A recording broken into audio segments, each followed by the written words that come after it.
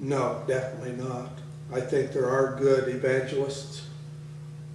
There are people that believe in God and treat things the way they should be treated. But there are a number of people that do not. Our minister, a minister performed the wedding ceremony, went to school with a very, very big evangelist who has a college in Oklahoma, I think it is. I'll think of his name perhaps shortly.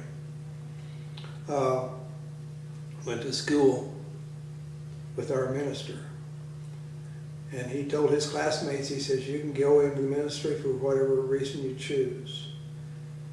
He says, I have a higher calling. He was going into it to get everything he could get out of it.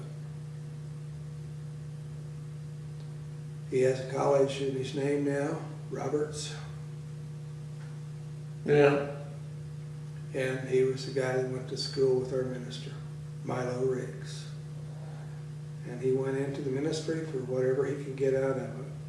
And if you recall, not too many years ago, he said, you know, if I don't receive $30,000 or $50,000 or whatever it was, I don't remember whatever offering, he says, I'm going to die. And he got his money and he kept on living. But, I mean, he milked it for everything he could milk it for. And he still is.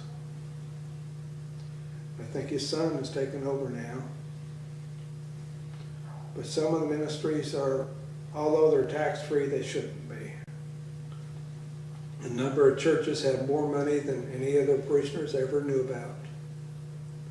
I understand if you go to some of the national conventions, you'd be surprised how much the Methodists have, how much the Catholics have, how much all of the other churches have, and they're still milking the poor people. They can milk the rich people for all they want, although they should know better. But that's what I have against some of our religions, because they do take advantage of a lot of poor people. So do you believe in life after death? No, I really don't. I think you have one chance and you better take advantage of it. I'm not saying that one should be evil or one should mistreat anybody. I believe in the Ten Commandments, but I'm not convinced there is a life after death. So you'd say live life the best way you can? I think one should, irregardless, because if there is a life thereafter, it's going to be totally different. And I think you need to live a life that is exemplary. I think you should help people. I think you should do everything to be kind and to make an example for your children, and for your children to make an example for other people. So yeah, there are many things I do believe in that are in the Bible. But there are some things I think were written to scare people into being good. You know, you burn in hell if you don't live right. Well, I'm not so sure about that one. I think it's a way of frightening people into being, you know, to being good. There's a lot of things. I believe women are equal to men in every respect. The Bible doesn't teach that. But I think they are. In some cases, I think they're a heck of a lot better than us guys are too. You know, I think women are great companions and great friends. And life would sure be boring without them. And matter of fact, life on Earth would not even be here without the women. You know, they go through the hard part. And not sure that's fair, but that's the way Mother Nature made it. But no, my beliefs are perhaps different than a lot of people's. I go to church once in a while. I enjoy sermons. I enjoy the singing. But I don't believe everything that is said, because I've had experiences that I've just seen otherwise. I've seen enough bad ministers to make me not believe in every minister that there is. There are some really excellent people in the business. The Catholic Church has beautiful ceremonies. but they also had billions of dollars worth of gold held up at the Vatican that could be used for a real purpose. And I don't see it being used the way it should be used. Every country in the world, I think, has a Catholic church. And I'm not sure that they're there for any reason other than to perhaps they do help the people, but by the same token they extract a lot of money which goes to the Vatican. And I'm not sure it should be tax exempt if they use it for purposes like that. I think our rules perhaps need to be rewritten, our tax laws need to be rewritten. Some churches should not be tax exempt. They own a major share of stock in every major corporation.